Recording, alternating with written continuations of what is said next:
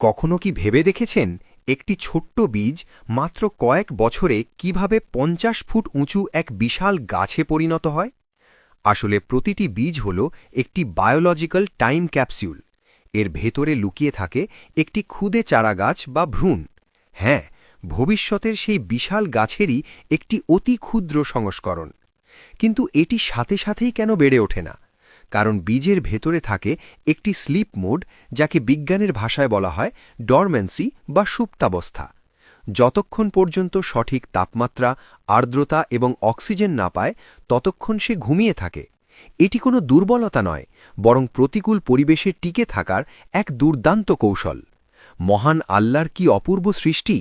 কিছু বীজ কয়েক দশক পর্যন্ত এই সুপ্তাবস্থায় সতেজ থাকতে পারে। আসল জাদু শুরু হয় যখন বীজ জল শোষণ করে। এই প্রক্রিয়াকে বলা হয় ইমবাইবিশন। এর ফলে বীজের বাইরের শক্ত খোলসটি নরম হয়ে ওঠে এবং ভেতরের এনজাইমগুলো সক্রিয় হয়ে ওঠে। সঞ্চিত স্টার্চ তখন চিনি বা শক্তিতে রূপান্তরিত হতে শুরু করে। অর্থাৎ বীজ নিজেই নিজের ভেতরে থাকা শক্তির উৎসকে আনলক করে ফেলে।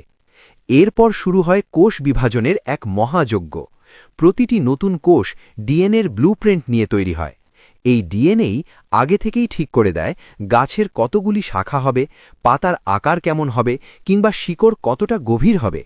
এমনকি ফলের স্বাদ ও রং কেমন হবে তার পুরো আর্কিটেকচারাল প্ল্যান বীজের ভেতরেই জমা থাকে। সবার আগে মাটি ফুঁড়ে বাইরে বেরিয়ে আসে শিকড়, কারণ বেঁচে থাকার লড়াইয়ে জল শোষণ করাটা আগে জরুরি। শিকড় মাটি আঁকড়ে ধরে জল ও খনিজ সংগ্রহ করে, আর তারপর উপরের দিকে বেরিয়ে আসে একটি ক্ষুদে কাণ্ড। তবে সবচেয়ে অবাক করা বিষয় হল, গাছ কিন্তু কেবল মাটি থেকে তৈরি হয় না, তার শরীরের বেশিরভাগ অংশ আসে বাতাস থেকে। হ্যাঁ, কার্বন ডাই অক্সাইড থেকে। যখন পাতায় সূর্যালোক পড়ে তখন ক্লোরোফিল সেই আলোক শক্তি শোষণ করে। সালোক সংশ্লেষ প্রক্রিয়ায় গাছ বাতাস থেকে কার্বন নেয় এবং মূলের শোষিত জলের সাথে মিশিয়ে গ্লুকোজ তৈরি করে। সেই গ্লুকোজ থেকেই তৈরি হয় গাছের কাঠ, কাণ্ড এবং শাখা প্রশাখা। তার মানে একটি বিশাল গাছ আসলে জমাটবদ্ধ বাতাস বা সলিডিফাইড এয়ার। এটি সৃষ্টির এক অনন্য প্রকৌশল। সূর্যের শক্তি, বাতাসের কার্বন আর মাটির পুষ্টিকে মিলিয়ে তৈরি হওয়া এই বিশাল কাঠামোটি মূলত মহান আল্লাহর সৃষ্টির এক পরম বিস্ময়।